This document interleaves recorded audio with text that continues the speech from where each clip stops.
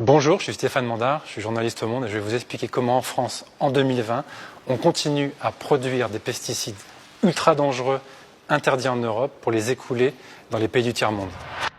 Bonjour Stéphane Mandard. Bonjour Hugo Clément. Vous avez réalisé une enquête qui révèle des informations assez incroyables, notamment sur des pesticides considérés comme dangereux, qui sont interdits à la vente aujourd'hui en France et dans l'Union européenne, mais que la France continue à fabriquer pour les vendre dans des pays en développement.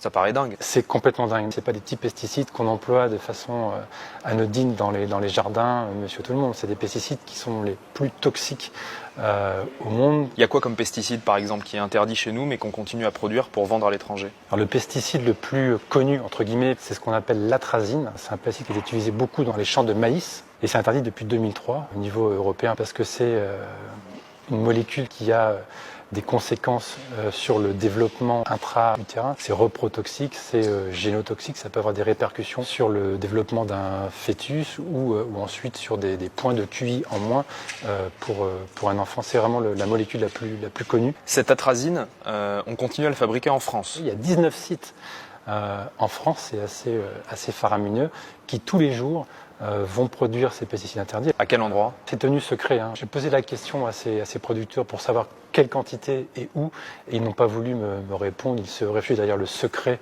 des affaires. Quels sont les pays concernés par nos exportations de produits dangereux? C'est évidemment ce qu'on appelle les pays en voie de développement ou les pays émergents, les pays à faible revenu, les pays africains, le Mali, le Bénin, le Togo, aussi la Tanzanie, c'est aussi en Amérique latine, l'ex-bloc d'Union soviétique, parce que les réglementations ne sont pas les mêmes qu'au niveau de l'Union européenne. C'est beaucoup plus lâche, il y a beaucoup moins de contrôle.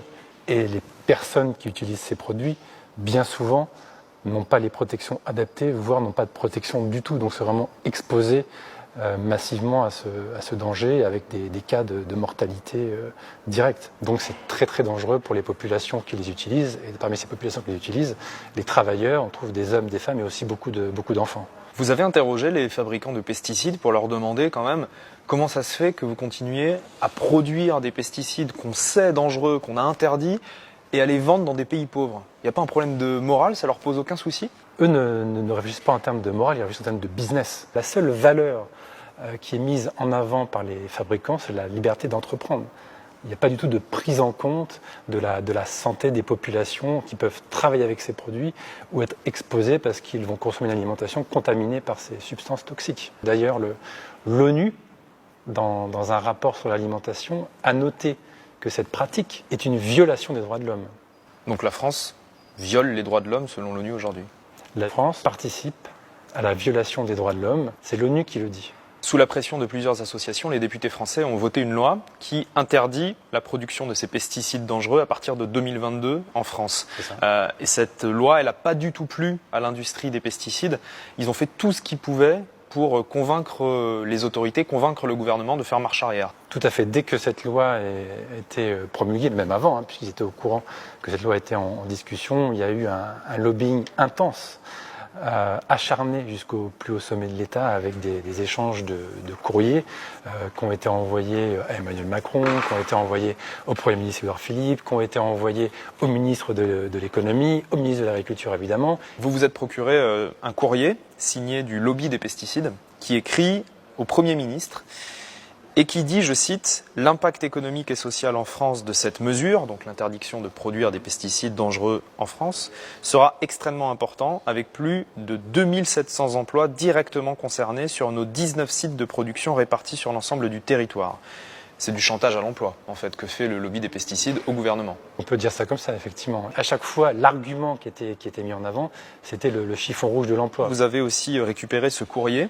signé du chef de cabinet d'Emmanuel Macron et daté du 25 juin 2019, où on peut lire « Soyez certains que le chef de l'État a pris connaissance avec attention des préoccupations que vous exprimez. Je vous invite à vous rapprocher de M. Bruno Le Maire, ministre de l'Économie et des Finances, pour trouver une solution. » Et du côté du ministère de l'Économie, Bruno Le Maire répond au lobby des pesticides « Soyez assurés que mon ministère reste attentif aux évolutions de l'activité de fabrication de produits phytopharmaceutiques en France et aux difficultés qu'elle pourrait rencontrer. » On se rend compte que la démarche du lobby des pesticides trouve une oreille très attentive au plus haut sommet de l'État, à la fois auprès d'Emmanuel Macron à l'Élysée, mais aussi auprès du ministre de l'économie, qui endosse finalement carrément l'argumentaire des fabricants en parlant d'atteinte excessive à la liberté d'entreprendre, qui est l'argument qui a été mis en avant par les fabricants pour contester devant le Conseil constitutionnel la validité de la loi. On en est où aujourd'hui de ces pressions, contre-pressions? Qu'est-ce qui se passe? Le Conseil constitutionnel, les sages, se sont réunis mi-février. Ils ont conclu que pour protéger l'environnement ou la santé humaine, on pouvait tolérer certaines atteintes à la sacro-sainte liberté d'entreprendre mise en avant par les lobbies. Et donc aujourd'hui, on est dans la situation où c'est toujours prévu pour 2022, l'interdiction. Aujourd'hui, ils peuvent continuer à produire ces pesticides jusqu'en 2022. Et en 2022, normalement, ils ne pourront plus le faire. Ça devrait être interdit. Mais le lobby, qui a toujours dans sa poche quelques jokers, n'entend pas abandonner la partie aussi facilement. Donc ils sont en train d'étudier d'autres recours possibles devant d'autres juridictions pour faire invalider cette interdiction. Le lobby des pesticides a perdu une manche, mais ils n'ont pas dit leur dernier mot. Le feuilleton n'est pas encore terminé. Je pense qu'on va pouvoir se revoir dans les prochains mois pour écrire la suite de ce bras de fer.